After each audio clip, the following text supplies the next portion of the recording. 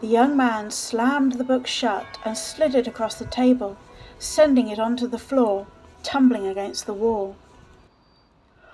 What sort of one is this?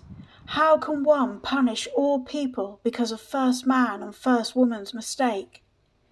How can one cause or even allow such suffering? Young man thought to himself. Gulping the wine that remained in his cup, young man looked upward and shouted out loud, "Why?" Placing the cup on the table, young man walked over to the window overlooking the market street. Look at them, he thought, the poor suffering vermin, dirty, hungry, twisted and diseased, the sellers always quick to cheat, the buyers bitter over the little amount of goods that their wages can buy. There is one pleading with the seller justifying the high cost of his goods. A shudder ran through young man, a feeling of disgust. The scene outside the window was repulsive. "Why?" muttered the young man. Just as young man was turning away, a voice from the street, heard above the others, cried, "Catch him!" Young man turned towards the window, only half interested in the commotion. He could see what seemed like a small bundle of rags scurrying through the crowded, narrow street, a seller chasing after it. In moments, two men grabbed this small bundle of rags, a kicking, screaming boy, hands clenched around a piece of bread. The seller ran up to the men, holding the dirty, ragged little boy. "Let go of that bread!" The man holding the boy squeezed him till he cried out in pain. Then an old man with a heavy, once powerful frame, slightly hunched over, with a balding white head, and dressed in an old worn coat, put his hand around the seller's arm, turning him away from the boy. With that, the man holding the boy loosened his hold a little, and the boy quietened down. Young man could not make out all the words. The seller seemed to be bickering with the old man, pointing to the piece of bread clenched in the little boy's hands.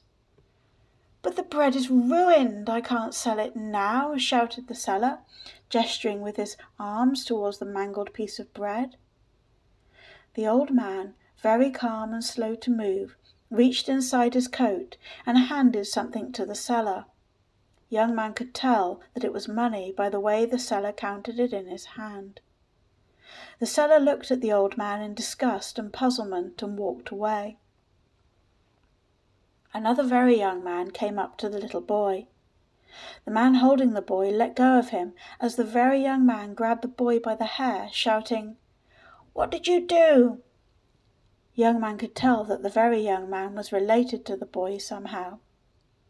The man that was holding the boy seemed to explain to the very young man what happened, gesturing towards the old man. The very young man turned to the old man and started firing questions at him. The old man very calmly replied a few words. The very young man with his free hand shoved against the old man's heavy frame, turning the old man slightly to one side, as well as knocking himself off balance. "Leave us alone, you old fool! I can take care of my own," shouted the very young man, almost trembling with rage and shame. The old man slowly lowered his eyes from the very young man towards the ground, a few steps ahead of him, with a somewhat blank and sad expression. The old man slowly turned his heavy frame and started down the street.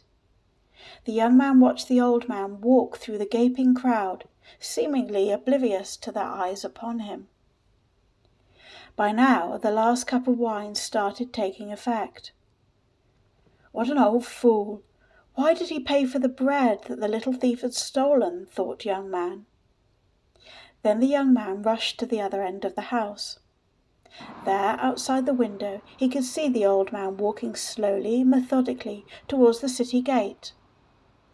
Young man was curious who this old man was.